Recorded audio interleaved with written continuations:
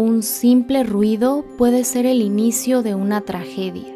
Un estruendo, un grito, un golpe que oímos retumbar a lo lejos o a unos cuantos centímetros de nosotros. Un sonido ahogado en medio de la noche.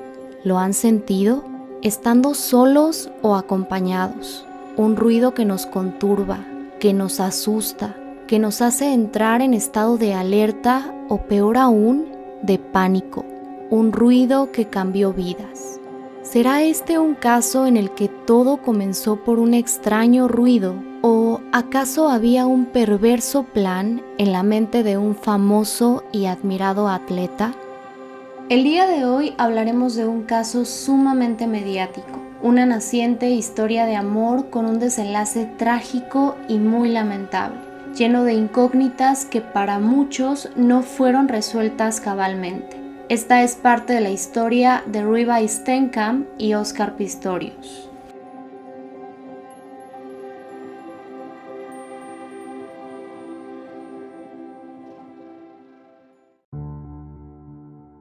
La noche del miércoles 13 de febrero de 2013, alrededor de las 22 horas en la ciudad de Pretoria, Sudáfrica, Oscar Pistorius, un reconocido atleta paralímpico, se encontraba en su residencia, ubicada en un exclusivo fraccionamiento de la ciudad. Oscar no estaba solo, lo acompañaba su novia Reeva Steenkamp. Con base en las declaraciones de Pistorius, él se encontraba recostado en su cama viendo la televisión. Mientras tanto, Reeva estaba haciendo ejercicios de yoga. Ambos se hallaban en la misma habitación.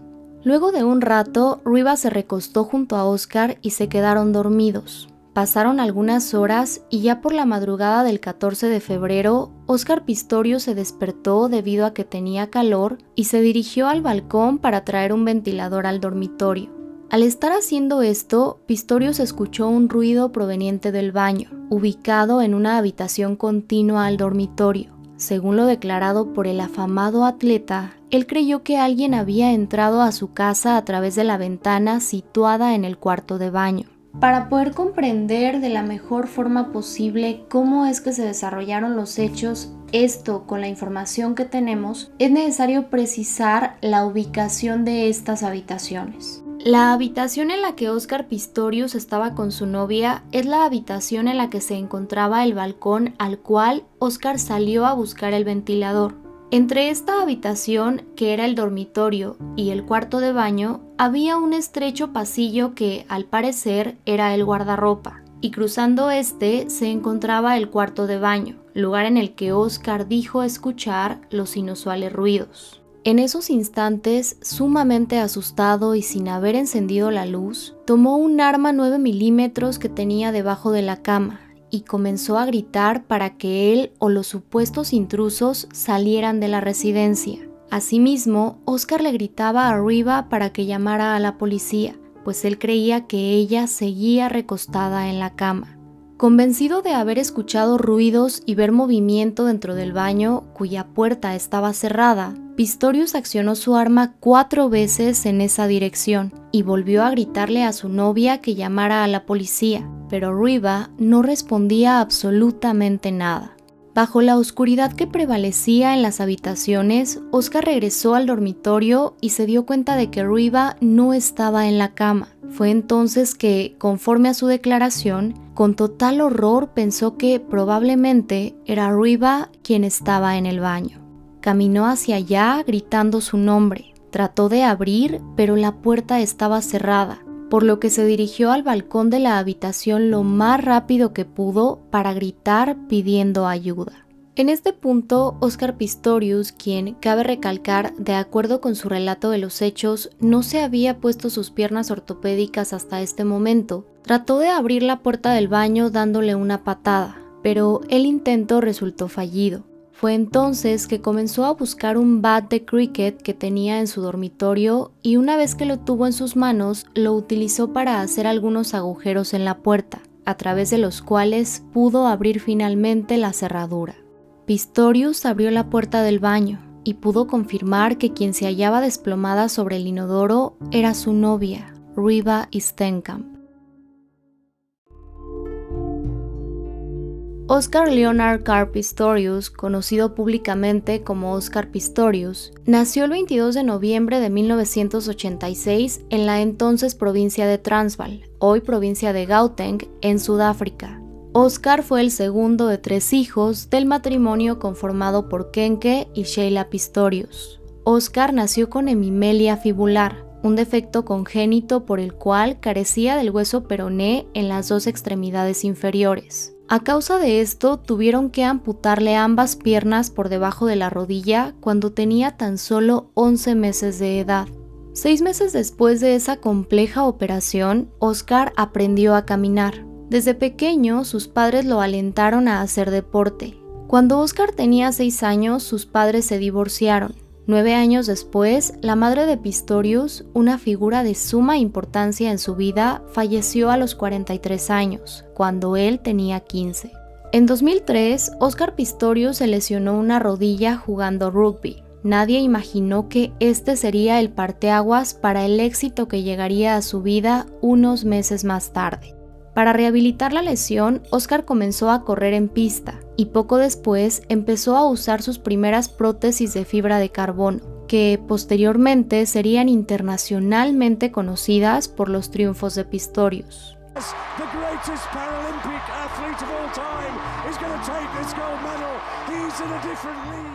Oscar Pistorius se convirtió en un notable campeón paralímpico y olímpico, ganando medallas de oro y bronce en los Juegos Paralímpicos de Atenas en 2004. En 2011 pasó a ser el primer competidor en su tipo en ganar una medalla mundial en atletismo sin discapacidad, y en los Juegos Olímpicos de Londres 2012 fue el primer amputado bilateral en competir en un evento olímpico en pista. La fama que acompañó estos logros y que hizo de Oscar Pistorius uno de los hombres jóvenes más conocidos y respetados en su país en ese entonces, trajo consigo también diversas relaciones sentimentales, algunas de ellas fugaces y otras más con enormes y verdaderas repercusiones en su vida. En noviembre de 2012, durante un almuerzo, Oscar Pistorius conoció a Reeva Steenkamp, una reconocida modelo de 29 años, egresada de la carrera de Derecho por la Universidad Metropolitana Nelson Mandela. Reeva Steenkamp nació el 19 de agosto de 1983 en Ciudad del Cabo, Sudáfrica. Su padre, el señor Barry Steenkamp, es sudafricano y su madre, June Steenkamp, es originaria de Blackburn, Inglaterra. Cuando Reeva y Oscar se conocieron, él ya estaba en el punto cumbre de su carrera. Por su parte, Reeva ya era una reconocida modelo en Sudáfrica y comenzaba a incursionar como presentadora de televisión y en otro tipo de proyectos. Es decir, ella, por su propia cuenta, ya estaba haciendo su camino. Una afamada revista para la que Reeva trabajó la describió como una mujer hermosa, inteligente y de corazón cálido. Sus más allegados se han referido a ella como una chica asertiva, cariñosa y extrovertida. Kerry Smith, una de sus mejores amigas de la universidad, ha declarado que Reeva soñaba con ejercer la abogacía y que tenía pensado dejar el modelaje para dedicarse de lleno a su carrera. Esa bella e inteligente chica llegaría a la vida de Oscar Pistorius para dejar una huella que jamás podrá borrarse. Luego de 3 meses de relación, el día de San Valentín de 2013 se transformó en una terrible tragedia que detendría para siempre la vida de Reeva Steenkamp. Volvamos a 2013, a las horas previas al amanecer del 14 de febrero. Luego de que, de acuerdo con el relato de Pistorius, comprobara que no existía un intruso dentro de su casa, sino que había lesionado gravemente a su novia Reeva Steenkamp, quien se encontraba en el baño. Oscar Pistorius comenzó a pedir ayuda. Con base en la investigación, se sabe que a las 3:19 de la mañana llamó al administrador de la propiedad. En esta comunicación, que duró 24 segundos, Pistorius le dijo al encargado que por favor fuera rápidamente a su casa, pues le había disparado a Reeva creyendo que era un intruso. A las 3:20 se comunicó con un servicio de emergencias privado y, por último, a las 3:21 hizo una llamada a la seguridad de la finca en la que vivía. Luego de esta llamada, Oscar Pistorius cargó a Reeva, bajó las escaleras hacia la planta baja de la residencia y colocó a su novia cerca de la puerta principal. Cuando uno de sus vecinos llegó, encontró a Oscar tratando de detener las hemorragias que Riva presentaba y rezando desesperadamente. Poco después, la policía y los paramédicos llegaron al lugar, pidiéndole a Oscar que esperara en la cocina. Para este punto, uno de los paramédicos le dijo a Oscar que Riva ya había perdido la vida. Unas horas más tarde, como parte de la recolección de evidencia, la policía le tomó diversas fotografías a Oscar. Ese mismo día, Oscar Pistorius fue arrestado por el asesinato de Riva Steenkamp y aproximadamente 6 meses después fue acusado de asesinato premeditado, posesión ilegal de municiones y otros cargos relacionados con armas de fuego. El juicio de Oscar Pistorius comenzó el 3 de marzo de 2014. Es relevante saber que en Sudáfrica, debido a motivos políticos e históricos, no es aplicable el sistema de jurado en los juicios, por lo que el caso es asignado a un juez que es apoyado por algunos asesores. La jueza asignada en el caso de Oscar Pistorius fue Tokosile Masipa.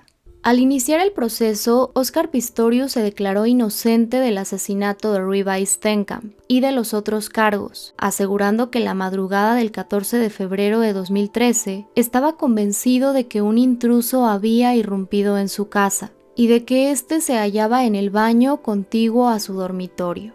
Su defensa argumentó que, al disparar al supuesto intruso, Pistorius actuaba en defensa propia y que no tenía la intención ni el motivo para terminar con la vida de Riva. Oscar Pistorius detalló ante la corte lo que, según su versión, había sucedido la noche de los lamentables hechos. Si ustedes recuerdan, él dijo que él y su novia se fueron a dormir alrededor de las 10 de la noche y luego de unas horas, Oscar se despertó porque tenía calor y fue a buscar un ventilador. Pistorius señaló que generalmente él dormía del lado derecho de la cama, pero dijo que debido a una lesión en el hombro, esa noche había dormido del lado izquierdo, esto según su declaración. Cuando él se levanta de la cama, Riva le pregunta si no puede dormir. Él se dirige al balcón y en este punto es muy importante recalcar algo que ya mencioné antes.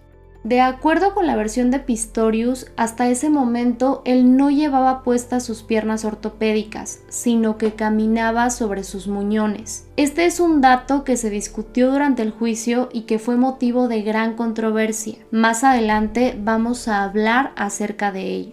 Luego de haber movido el ventilador hacia la habitación, es cuando Oscar dice escuchar ruido proveniente del cuarto de baño. Y posteriormente ocurre lo que ya conocemos. Él toma su arma y va hacia allá. En los detalles que proporcionó durante el juicio, Oscar señaló que cuando se encontraba frente a la puerta del baño con el arma apuntando en esa dirección, él escuchó el sonido de la madera crujiendo, por lo que pensó que la puerta, que era de ese material, se estaba abriendo. Fue entonces que, en sus propias palabras, superado por el miedo, accionó su arma en 4 ocasiones a través de la puerta. Algo en lo que tanto Oscar Pistorius como su defensa hicieron gran énfasis fue en la posición de vulnerabilidad en la que Oscar se sentía, dado que no llevaba puestas sus prótesis ortopédicas en esos instantes. La defensa de Oscar Pistorius pone sobre la mesa este argumento para hacer ver desde su posición que cuando Oscar Pistorius cree que hay un intruso dentro de la casa, él se siente extremadamente desprotegido y vulnerable al saber que no lleva puestas sus prótesis y que si hay un ataque, si se presenta un ataque, le sería prácticamente imposible huir. Dicho de otra forma, el no llevar sus prótesis aumentó su temor y su sensación de riesgo. Hay que aclarar que este era el argumento presentado por la defensa. Sin embargo, la parte acusadora presentó una hipótesis muy distinta. El cargo presentado era asesinato premeditado, lo que, como deben saber, implica una planeación previa a los hechos. De acuerdo con el patólogo forense presentado por el Estado, Riva tenía comida en su estómago al momento de su muerte. Con base en este análisis, Riva habría comido algo 2 horas antes de su deceso, lo que haría inconsistente la versión ofrecida por Oscar Pistorius, quien afirmó que a las 10 de la noche ambos se fueron a la cama. En los alegatos presentados por el fiscal a cargo del caso, Gary Neal, él señaló algo que hasta hoy sigue generando muchas dudas. Él dijo que era imposible creer que Oscar Pistorius no escuchara cuando Rivas se levantó de la cama y fue al baño. Y respecto a la oscuridad mencionada por Oscar y su defensa, misma que le habría impedido ver con claridad, el fiscal señaló que Pistorius podía ver lo suficiente, pues se sabe que recogió los pantalones de Riva del suelo y cubrió una luz LED que estaba en el dormitorio. En cuanto a la forma en que se dan los hechos una vez que Oscar supuestamente escucha el ruido en el baño, Pistorius afirmó que él se movió por el pasillo apoyándose sobre las paredes y gritando para que el intruso saliera de la casa, a la vez que gritaba a Riva para que llamara a la policía. No obstante, el fiscal apuntó que no era creíble que Riva no respondiera a sus gritos desde el baño, pues es importante enfatizar que, de acuerdo con la versión de Pistorius, Riva nunca respondió ni dijo nada. En este sentido, 5 vecinos afirmaron haber escuchado a una mujer gritar antes de escuchar el sonido de las detonaciones, lo que, de ser así, podría sugerir que Oscar Pistorius sabía que Riva estaba en el baño. Ante esto, Pistorius afirmó que estaba aturdido por las detonaciones, por lo que una vez que hizo estas, no podía escuchar nada más. Oscar Pistorius declaró que luego de esto, él regresó al dormitorio para buscar a Riva, pero que estaba demasiado asustado para encender las luces. Dijo que, al ver que Riva no estaba en la cama, comenzó a buscarla en el suelo y detrás de las cortinas, creyendo que podía estar escondida ahí. Cuando no la encuentra por ningún lado, es cuando se da cuenta de que quien estaba en el baño era Riva. En relación con las luces del apartamento, otro vecino presentado como testigo, el Dr. Johann Stipp, dijo que vio una luz encendida en el baño de Pistorius luego de escuchar las detonaciones. Este testimonio contradecía la afirmación hecha por Oscar respecto a que las luces estaban apagadas. El patólogo forense Gerd Seiman fue el encargado de practicar la necropsia a Riva Steenkamp. Durante el juicio testificó sobre los hallazgos que hizo en este procedimiento. El patólogo señaló que de los 4 impactos, Riva recibió 3, en la cabeza, la cadera y el brazo derecho. Dijo que las heridas eran consistentes con balas disparadas a través de un objeto de madera como una puerta, y que las municiones utilizadas eran conocidas como Black Talon, un tipo de bala que se abre en forma de pétalos al impactar y que está diseñada para causar el máximo daño. El fiscal Jerry Neal sostenía que Pistorius disparó deliberadamente a Riva luego de haber tenido una discusión en el dormitorio, tras la cual ella se habría encerrado en el baño.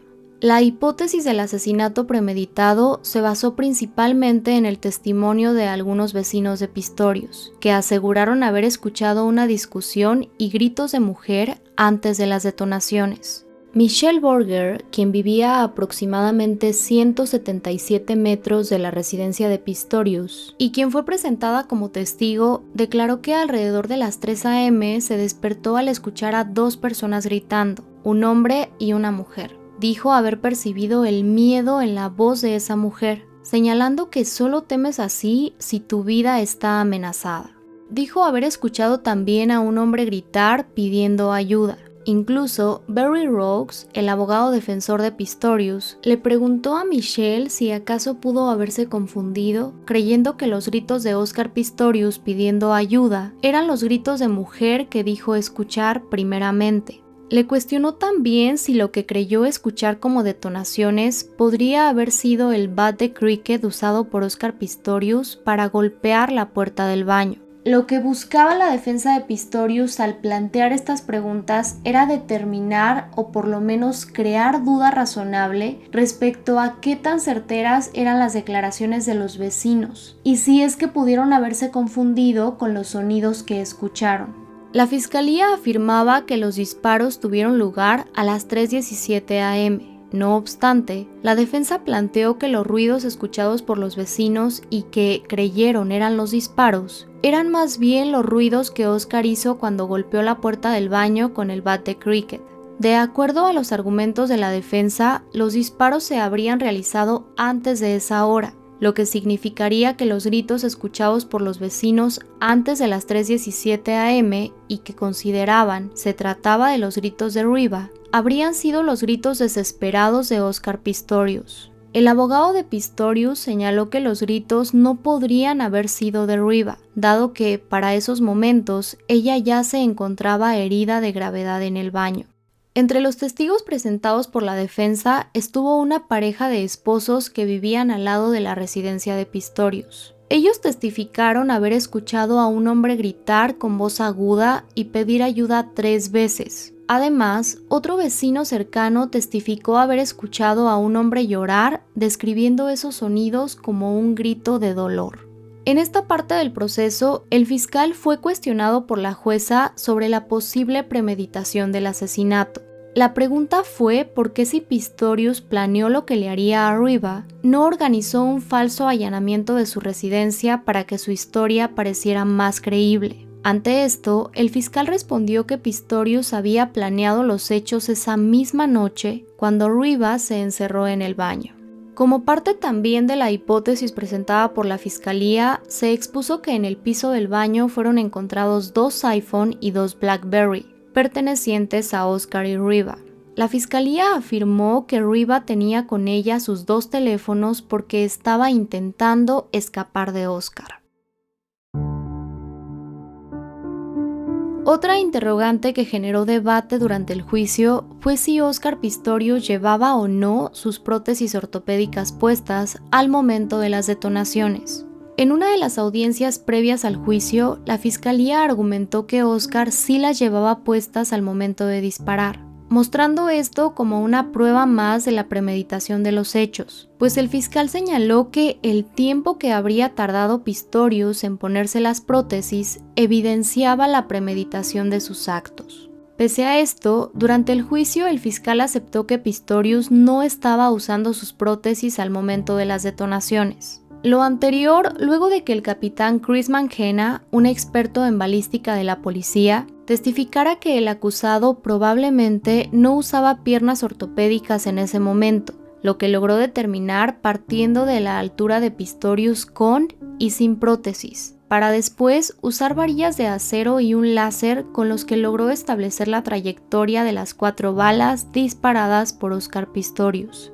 Por otra parte, la fiscalía presentó como testigo a Johannes Vermeulen, un experto forense de la policía que declaró que Pistorius probablemente no estaba usando sus piernas ortopédicas cuando logró abrir la puerta del baño con un bat de cricket.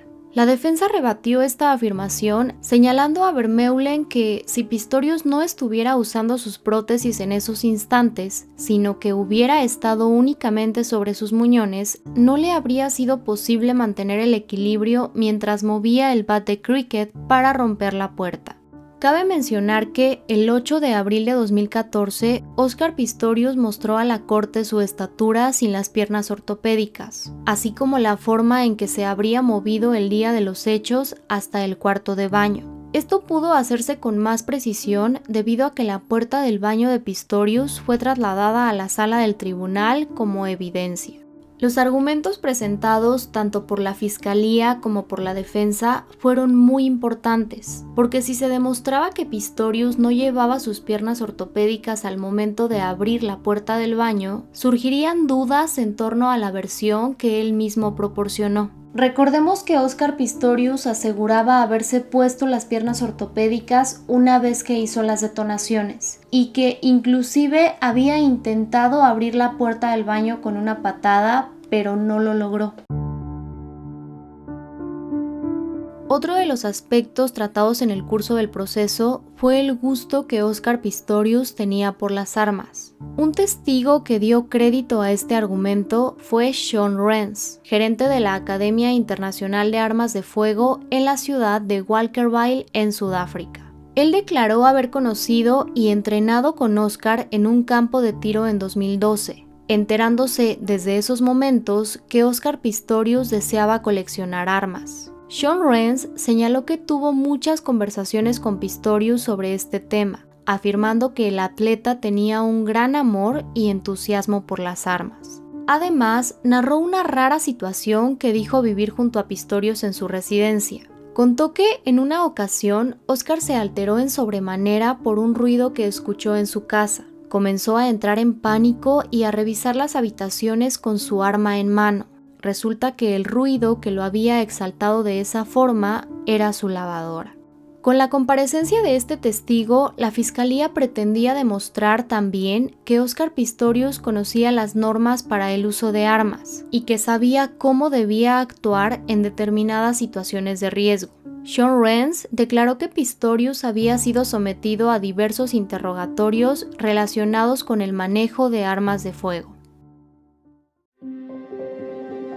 El noviazgo de Oscar Pistorius y Reeva Steenkamp fue corto, como gran parte de las relaciones sentimentales que el atleta sostuvo una vez que alcanzó la fama internacional.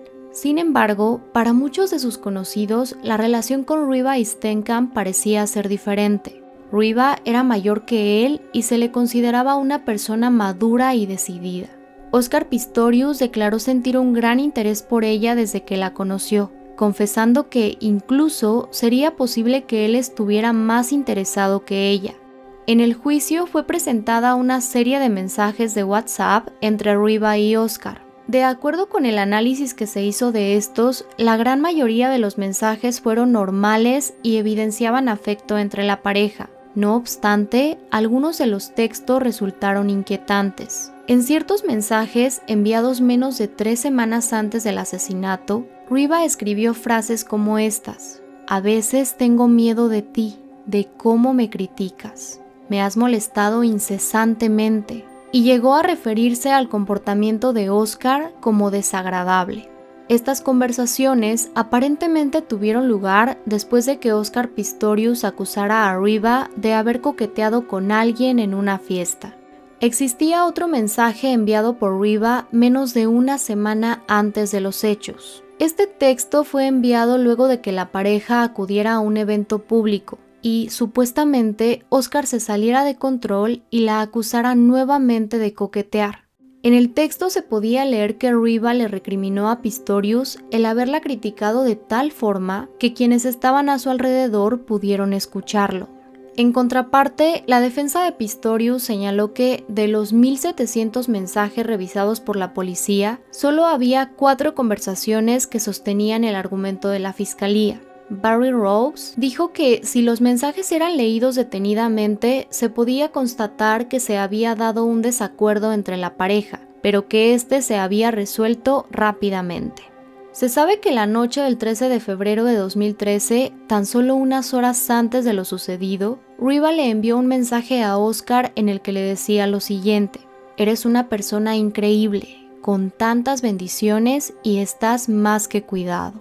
Sumado a esto, en cierto punto del juicio, su abogado defensor le pidió a Pistorius que leyera una tarjeta de San Valentín que Reeva le había dado antes de morir. En la tarjeta se leía: "Creo que hoy es un buen día para decirte eso. Te amo". Frente a los argumentos presentados por la defensa, no deja de llamar la atención lo declarado por la señora June Steenkamp, madre de Reeva. Ella ha dicho que cuando los lamentables hechos tuvieron lugar, la relación de su hija con Oscar ya estaba llegando a su fin y que incluso en los 3 meses de relación ella nunca conoció a Pistorius. Mencionó también que el noviazgo nunca llegó a un nivel íntimo porque su hija estaba asustada e insegura frente a la relación. Conforme el proceso se desarrollaba, se pudo ver a Oscar Pistorius atravesar por episodios emocionales fuertes y muchas veces incontrolables. En diversas ocasiones, Pistorius lloró al hablar o escuchar testimonios sobre Reeva, y llegó a vomitar en una de las audiencias cuando, sin previo aviso, se mostró una foto de Reeva en la escena de los hechos. La trabajadora social asignada a Oscar Pistorius testificó que él estaba desconsolado y verdaderamente arrepentido de sus actos, y que en una ocasión Oscar le dijo que amaba a Reeva, y no podía imaginar por lo que sus padres debían estar pasando. Ante estas reacciones por parte de Pistorius, el fiscal dijo que el acusado no había mostrado ningún arrepentimiento y que se emocionaba frente al tribunal porque se sentía frustrado al ver que su versión de los hechos era improbable. La fiscalía solicitó que Oscar Pistorius fuera sometido a una evaluación de salud mental. Esta fue realizada por la psiquiatra Meryl Borster. Borster concluyó que Pistorius padecía un trastorno de ansiedad desde su infancia, producido, entre otras cosas, por su entorno familiar y lo vivido a partir de su doble amputación. La psiquiatra señaló que la madre de Oscar vivía en un estado de ansiedad tan grande que dormía con un arma debajo de la almohada, y que su muerte, ocurrida en 2002, representó para Pistorius la pérdida de una figura de apego emocional. En cuanto a la discapacidad de Pistorius, la psiquiatra apuntó que, debido a su condición, era más probable que él respondiera a cualquier amenaza con lucha en lugar de huida. Enfatizó que las acciones de Oscar Pistorius debían verse en el contexto de su ansiedad, pero también afirmó que esto no habría afectado su capacidad para distinguir entre el bien y el mal, y que el tribunal debía decidir si el trastorno de ansiedad de Pistorius disminuía su responsabilidad. Por parte de la defensa fue presentada una evaluación psicológica llevada a cabo por el psicólogo clínico y profesor Jonathan Scholz. En esta evaluación se determinó que Oscar Pistorius había quedado gravemente traumatizado por los hechos ocurridos el 14 de febrero de 2013, que, a la fecha en que fue evaluado, Pistorius sufría un trastorno de estrés postraumático y un trastorno depresivo mayor, presentando un riesgo potencial de suicidio. El profesor Scholz concluyó que no se pudo encontrar evidencia de que Pistorius tuviera un historial de agresión anormal o violencia explosiva, y que tampoco mostraba características de personalidad narcisista o psicopatía. Más bien, señaló que Oscar Pistorius tenía un historial de sensaciones de inseguridad y vulnerabilidad, especialmente cuando no llevaba puestas sus prótesis. En esta evaluación no se encontró evidencia de abuso en su relación con Riva por parte de Pistorius, y se indicó que sus sentimientos hacia ella eran genuinos y se encontraba de luto por su pérdida.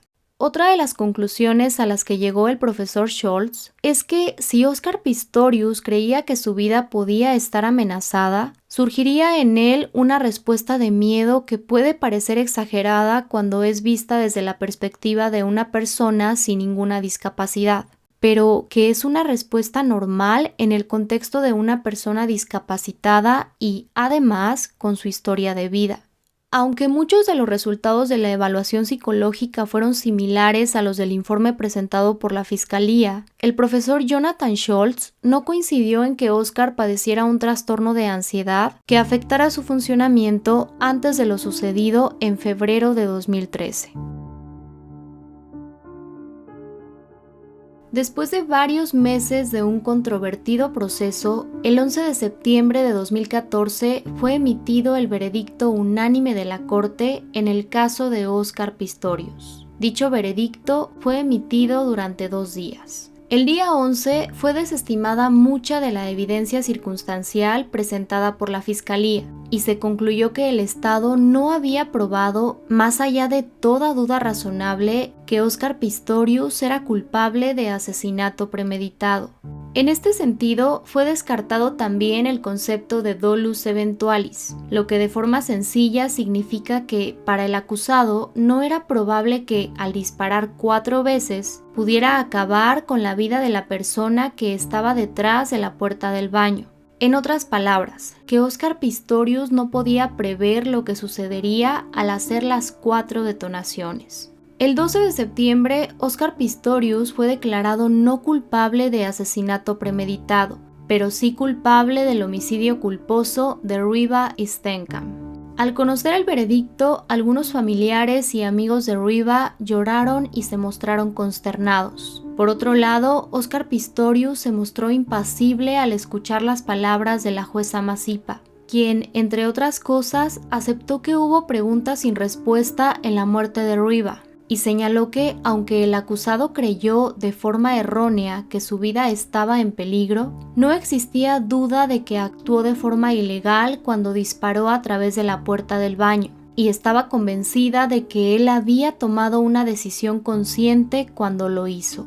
La jueza hizo hincapié en que la discapacidad de Pistorius podía hacerlo sentir más vulnerable al estar en peligro, pero dijo que eso no justificaba el tiroteo. La decepción por parte de las personas cercanas a Riva se percibía en la sala ese 12 de septiembre. Heger Engler, un amigo de Riva, declaró lo siguiente: «Es injusto, pero no me sorprende. Es lo que esperaba, porque él tiene los recursos para pagar la mejor defensa e investigadores para sustentar su argumento». En relación con los otros cargos enfrentados por Óscar Pistorius, fue declarado culpable de manejo negligente de un arma, por disparar bajo la mesa de un restaurante lleno de gente, pero inocente de haber descargado su arma a través del techo corredizo de su vehículo y de igual forma del cargo de posesión de municiones. El 21 de octubre de 2014, Óscar Pistorius recibió una pena de prisión de un máximo de 5 años por homicidio culposo. Esta sentencia fue emitida luego de que la jueza Masipa considerara las circunstancias agravantes y atenuantes del caso, habiendo escuchado a los testigos presentados por el Estado y la defensa. Sin embargo, esta decisión no fue definitiva. Unos días después, la Fiscalía presentó una apelación contra el veredicto y la sentencia de la jueza Masipa, argumentando que había malinterpretado la ley al absolver a Pistorius del asesinato, sobre la base de que él no disparó intencionalmente contra Riva y Steenkamp. El 3 de noviembre de 2015, la Corte Suprema de Apelaciones de Sudáfrica recibió el caso de Óscar Pistorius. Luego de escuchar los argumentos de ambas partes, en los cuales la Fiscalía afirmaba que la identidad de la persona detrás de la puerta del baño era irrelevante, es decir, que no importaba si se trataba de Riva y Steenkamp o si realmente había un intruso. Pistorius debía saber que, al accionar su arma en 4 ocasiones, era muy probable que asesinara a la persona que estaba detrás. En contraparte, el argumento de la defensa era que Pistorius realmente creía que su vida peligraba cuando hizo las detonaciones, y esto le había impedido prever las consecuencias reales de su acción. La Corte Suprema revocó el veredicto de la jueza Masipa, dictando una condena por asesinato a Óscar Pistorius y determinando que el Tribunal Inferior, o sea, la Corte de la jueza Masipa, no había aplicado correctamente el concepto de dolus eventualis. Luego de un largo y complejo proceso, en diciembre de 2015, la Corte Suprema de Apelaciones declaró a Óscar Pistorius culpable de asesinato. El 6 de julio de 2016, la jueza Masipa condenó a Pistorius a 6 años de prisión por asesinato, pese a que la Fiscalía había pedido 15 años de condena, la pena mínima en Sudáfrica por ese delito. No obstante, la jueza argumentó que Óscar Pistorius ya había cumplido 12 meses de prisión por homicidio culposo y estaba arrepentido de sus actos. Fue en noviembre de 2017 cuando la Corte Suprema entró nuevamente al complicado escenario, agregando 9 años a la sentencia del exmedallista, dando un total de 15 años de condena. Al día de hoy, Óscar Pistorius se encuentra recluido en una cárcel en el Cabo Oriental de Sudáfrica. El próximo año podrá ser elegido para libertad condicional.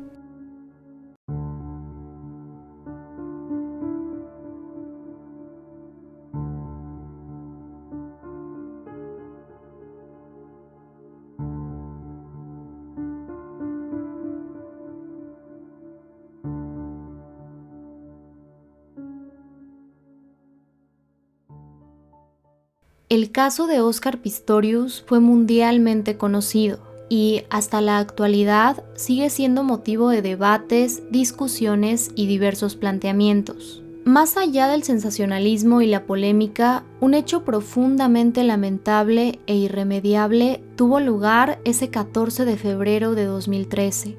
La vida de Riva y Steenkamp se detuvo para siempre. ¿Por error? ¿Por premeditación? Tal vez nunca lo sabremos. Pero esa chica, que era más que la portada de una revista, no podrá ejercer nunca la abogacía, no podrá defender jamás a víctimas de abuso doméstico, tan solo 2 de los muchos sueños que tenía.